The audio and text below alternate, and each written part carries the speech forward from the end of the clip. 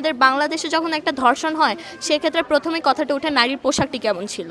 আমাদের এখন যে আইন ব্যবস্থা এটা আরও কঠোর করা হোক আর নারীদের নিরাপত্তার দিকে তাদের গুরুত্ব দেওয়া হোক। শিশুদের কোনো ওড়না নেওয়ার দরকার নেই, ওড়না যদি নিতে হয় পুরুষদের চোখে ওড়না নেওয়া উচিত। মাদ্রাসার স্টুডেন্ট থেকে শুরু করে বাসায়ও কেউ বাবার কাছেও সেফ না, সো জিনিসটা আসলে খুবই লজ্জাজনক। নিজেদের নিরাপত্তার কথা চিন্তা করে আর দেশ উন্নত করার কথা চিন্তা করে আমরা যেই সরকার গঠন করেছিলাম মূলত মেবি এটাই আমাদের বোকামি, কারণ তারা হচ্ছে কাজের কাজ কিছুই করছে না। আজকে আমরা একটা সুষ্ঠু বিচারের জন্য আমাদের স্কুলের সামনে একত্রিত হয়েছে আমাদের সকল মেয়েরা, শুধুমাত্র একটা সুষ্ঠু বিচার। আমরা যদি আসিয়ার ঘটনাটাও ধরি, আমি মনে করি আসিয়া যে 8 বছরের একটা শিশু, সে কোনো পুরুষকে অ্যাট্রাক্ট করতে পারে না, তার কোনো ওড়নার প্রয়োজন নেই। যদি পোশাক নিয়ে কথা বলি, আমার মনে হয় যে শিশুদের কোনো ওড়না নেওয়ার দরকার নেই, ওড়না যদি নিতে হয় পুরুষদের চোখে ওড়না নেওয়া উচিত।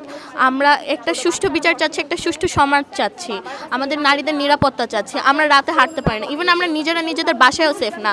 একটা বাড়িতে ঢুকে ছেলে স্বামীর সামনে আজ মা ধর্ষণ, এটা আমাদের স্বাধীন বাংলাদেশ না।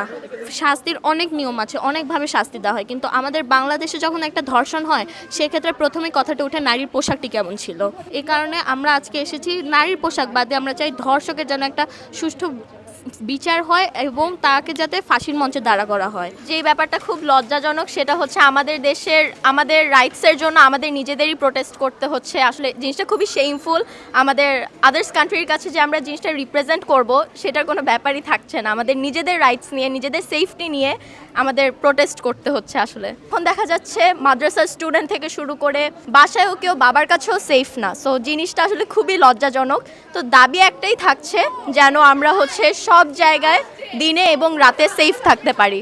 তুমি কে আমি কে Asiya Asiya we want justice justice justice.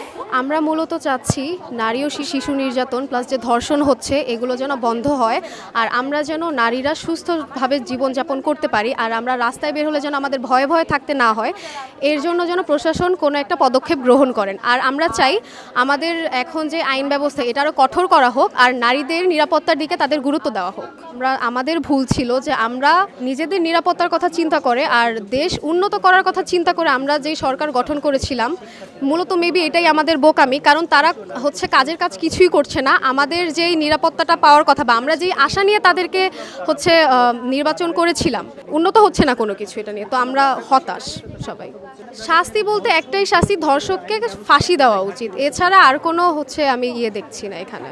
দেখা যাচ্ছে দিনের পর দিন চলে যাচ্ছে, কিন্তু যেই বোনটি ধর্ষণ করা হচ্ছে তার বিচার হচ্ছে না। 4 বছর 5 বছর কেটে যাচ্ছে অথচ কোনো বিচারই হচ্ছে না। এটা তো কোনো স্বাধীন দেশের পরিচয় হতে পারে না, তাই না? আমার মনে হয় যত তাড়াতাড়ি সম্ভব ধর্ষকদের বিচারের দাবি করতে হবে। আসলে বাসা থেকে বের হলে আমি আবার বাসায় ব্যাক করতে পারবো কিনা সেই সেফটি একদমই দিতে পারছি না। দিনের বেলা বের হলে আসলে বাসায় আবার ব্যাক করতে পারবো কিনা তার নিরাপত্তা নেই, সেখানে রাত্রবেলা তো বের হলে কথাই নেই। জাস্টিস জাস্টিস ফাঁসি ফাঁসি ফাঁসি চাই ফাঁসি ছাড়া উপায় নাই ফাঁসি ফাঁসি ফাঁসি চাই ফাঁসি ছাড়া উপায় নাই। সবাই যাতে সেফলি হাঁটতে পারি, সরকারের কাছে এটাই আবেদন। আমাদের হচ্ছে যে চাওয়াটা সেটা যাতে মঞ্জুর করে দেয় খুব তাড়াতাড়ি। সুষ্ঠু বিচার চাই আমরা সবাই। আর ধর্ষকের যেটা বলবো, গতকালকে একজন উপদেষ্টা বলেছিলেন যে ধর্ষকের ফাঁসির যে এটা ফাঁসি দেওয়া যাবে না। আমরা কেউ এটাতে সমর্থন করছি না, কারণ ধর্ষকের বিচার ফাঁসির উপরে কোনো কথা থাকতে পারে বলে আমার মনে হয় না। উনি নিজেও হচ্ছে একজন পুরুষ, উনি নিজেও একজন বাবা।